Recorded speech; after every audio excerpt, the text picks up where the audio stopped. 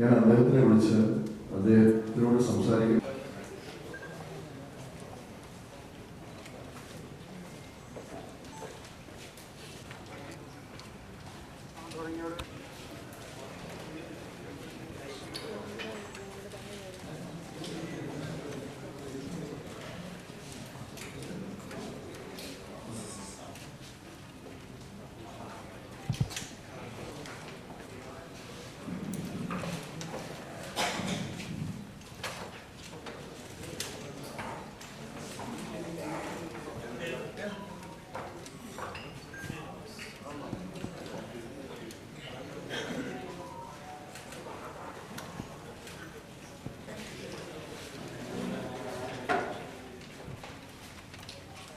എല്ലാവർക്കും നമസ്കാരം. നമ്മുടെ ഈ ഒരു പടത്തിൻ്റെ പ്രൊമോഷനുമായിട്ട് ബന്ധപ്പെട്ട് ഒരു പ്രസ് മീറ്റ് വെച്ചപ്പോൾ ഇത്രയധികം എല്ലാവരും വന്നു. വളരെ സന്തോഷം, നല്ലൊരു സഹകരണം പ്രതീക്ഷിക്കുന്നു. സിനിമ തീർച്ചയായിട്ടും എല്ലാത്തിനും പ്രേക്ഷകർക്ക് ഇഷ്ടപ്പെടുന്ന ഒരു സിനിമയായിരിക്കും. ഒരു ഫാമിലി ആക്ഷൻ മിസ്റ്ററി ത്രില്ലർ സിനിമയാണ്. അർജുൻ സാറാണ് പ്രധാന കഥാപാത്രം ചെയ്തിരിക്കുന്നത്.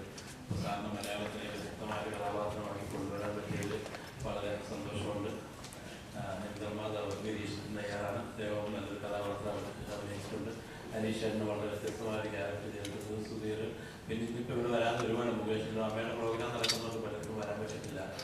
മുകേഷനുണ്ട്, ബൈജു സന്തോഷമുണ്ട്, അജു വർഗീസുണ്ട്. അങ്ങനെ നല്ലൊരു താരനിരയുള്ള ഒരു സിനിമയാണ്. നിക്കി ഗിർറാണിയാണ് ഈ ഹീറോയിൻ. നിക്കിയിലൂടെയാണ് കഥ പറയുന്നത്. നിക്കിക്ക് ഇന്ന് വരാൻ പറ്റത്തില്ല, ഒരു മലേഷ്യയിലാണ്. അടുത്ത ദിവസം ഇന്റർവ്യൂവിന് വേണ്ടി വരാമെന്ന് പറഞ്ഞിട്ടുണ്ട്. അപ്പോൾ നമുക്ക് സ്റ്റാർട്ട് ചെയ്യാം. ഞാൻ അബ്ദുൽ സാറിന് മൈക്കും. To the respected media and my director and my respected co-stars, good afternoon today. And it's now கொஞ்சம் தமிழ் எல்லாம் மிக்ஸ் பண்ணி பேசுகிறேன். இன்றைக்கி நம்ம விருந்து அப்படிங்கிற ஒரு படத்தை முடிச்சு we are ready to release the movie on August 29 this month. So இது என்னுடைய டெக்னிக்கலி 4th மலையாளம் மூவி.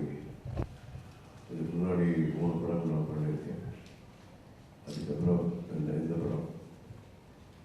இந்த படம் குஞ்சாலி மறைக்கர் அப்படிங்கிற ஒரு படம் நான் பண்ணதுனால தான் இந்த படம் பண்ணேன். ஏன்னா அந்த படத்தில் தான் நான் ஹரிஷ் சாரை மீட் பண்ணேன். 2 பேர் சேர்ந்து we work together Kunjali மறைக்கர்.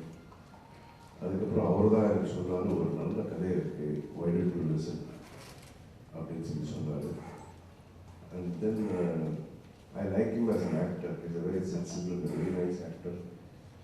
So அவர் சொல்கிறாருன்னா நிச்சயமாக ஏதாவது நல்லா இருக்கும்னு சொல்லிட்டு then I happen to like speak to Mr. Kannan Davarko. And then he narrated me the story with his broken Tamil. And the broken Tamil, I could see the passion in it. Then I thought, I decided to be the part of financial consultant. Financial consultant அப்படிங்கிறது இதுவரைக்கும் இத்தனை factor more then and of course படத்தில் நான் இருக்கும்போது action அப்படிங்கிறது நிச்சயமாக இருக்கும். இது ஒரு 5 to 6 ஃபைட்ஸ் இருக்குது. ஜஸ்ட் பிகாஸ் ஆக்ஷன் வைக்கணுங்கிறதுக்காக இல்லை, நெசசிட்டி இருந்ததுனால அந்த மாதிரி. ஸோ நல்லா இது it's an action oriented, fully action commercial picture அப்படின்னு சொல்லலாம். அண்ட் த்ரில்லர், நல்ல ஒரு த்ரில்லர், இது சஸ்பென்ஸ் த்ரில்லர் கூட சொல்லலாம். அண்ட் சார் சொன்ன மாதிரி இதில் it is not just a commercial film, but it has got some message in it. Picture theatre வெளியே வரும்போது ஒவ்வொருத்தரும் ஃபீல் பண்ணுறாங்க. It's a burning issue. இப்போ நம்ம கேரளாவில் மட்டும் இல்லை, நிறைய மாநிலங்களில் நிறைய ஸ்டேட்ஸில் இது ஒரு பர்னிங் இஷ்யூ. ஸோ அந்த இஷ்யூவை தான் இந்த படத்தில் டச் பண்ணியிருக்கோம். சொல்கிறதுக்கு நாங்கள் அந்த த்ரில்லரு, ஃபைட்டு, ஆக்ஷன், கமர்ஷியல் பிக்சர்னு சொன்னாலும் பை தட் கிளைமேக்ஸ் நீங்கள் பார்க்கும்போது இதுக்காக தான் நான் படம் பண்ணியிருக்காங்க அப்படிங்கிற மாதிரி ஒரு விஷயம் வந்து தெரிய வருது.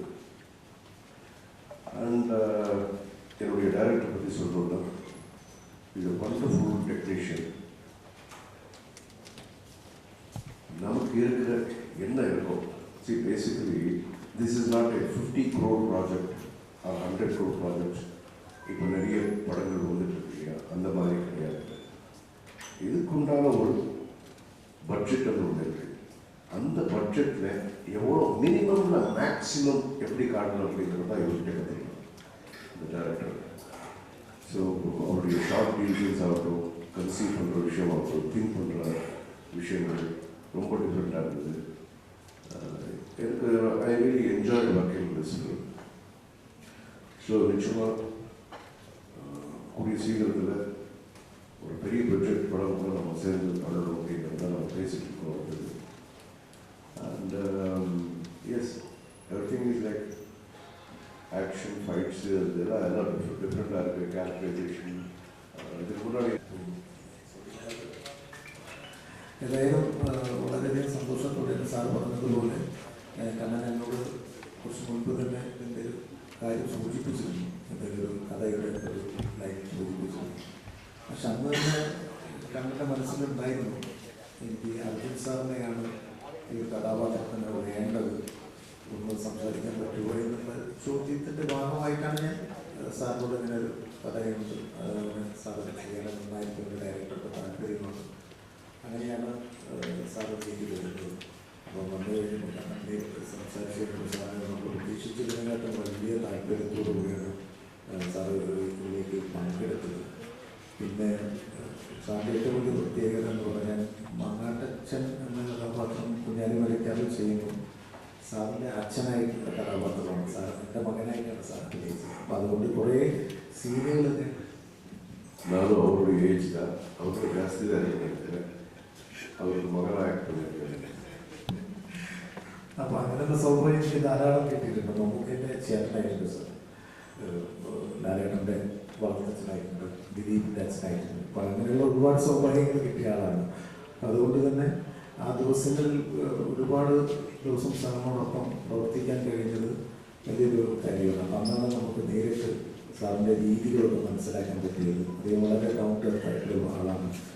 പിന്നെ അദ്ദേഹത്തിൻ്റെ ഏറ്റവും വലിയ പ്രത്യേകത എത്രത്തോളം എക്സ്പീരിയൻസ് ഉള്ള ആളാണെങ്കിലും ഇല്ലാത്ത ആളാണെങ്കിലും അവർ ബഹുമാനിക്കുന്ന ഒരു രീതി, ഒരു റെസ്പെക്റ്റ് കൊടുത്തു വാങ്ങുന്ന ഒരു രീതി കണ്ടുപിടിക്കണം. നമ്മുടെ ലാലേട്ടനെയൊക്കെ പോലെ തന്നെ ഇത്ര ഒരു വലിയ രീതിയിൽ റെസ്പെക്റ്റ് ചെയ്തതിന് ശേഷമാണ് സാർ എല്ലാവരോടും ബന്ധപ്പെടാറ്. അതിപ്പോൾ സുഖമൊക്കെ പറയാൻ പറ്റും, എന്നേക്കാളും ജാസ്തി പറയാൻ പറ്റും. അപ്പം അങ്ങനെയുള്ള രീതിയാണ് ഞങ്ങളെ അടുപ്പിച്ചത്. ആ അടുപ്പമാണ് ഇതിൽ ഇത്തരം പ്രവർത്തനങ്ങളിലേക്ക്. ഇപ്പോൾ സാധാരണ പറയുന്നത് 4ാമത്തെ മലയാള സിനിമയാണ്. ഇതിൽ 2ാമത്തെ സിനിമയിൽ ഞാനുണ്ട് എന്ന് പറയുമ്പോൾ അത് എൻ്റെയും കൂടെ ഒരു വലിയ ഭാഗ്യമായിട്ട് കരുതുന്നു. ഈ സിനിമയിലെ കഥാപാത്രത്തെക്കുറിച്ച് ഞാൻ കൂടുതൽ വ്യക്തമാക്കുന്നില്ല, കാരണം അത്രയും ഇമ്പോർട്ടൻ്റ് ആയിട്ടുള്ളൊരു കഥാപാത്രമാണ് എനിക്ക് തന്നത്. അത് അധികം ഞാൻ അങ്ങനെ ചെയ്യാത്തൊരു കഥാപാത്രമാണ്. ഒരുപാട് വ്യത്യസ്തമായ മേക്കപ്പും കാര്യങ്ങളൊക്കെ ഒരു കഥാപാത്രമാണ്. ഈ ഫോട്ടോയിലുള്ളത് എൻ്റെ സാധാരണ ഫോട്ടോ ആണ്, അതല്ല കഥാപാത്രത്തെ നമുക്ക്. ഈ മുഖം ഒരുപക്ഷെ ഇത് ഹൈഡ് ചെയ്ത് വെച്ചതാണ്, അതുകൊണ്ടാണ് അങ്ങനെ ഒരു സാധാരണ ഫോട്ടോ ഉപയോഗിച്ചത്. അപ്പോൾ അത്രയും വ്യത്യസ്തമായൊരു കഥാപാത്രമാണ്. അതുകൊണ്ടാണ് അതിൻ്റെ ഡീറ്റെയിൽസിലേക്ക് കിടക്കാത്തത്. ഇനി ശരി സംസാരിക്കും.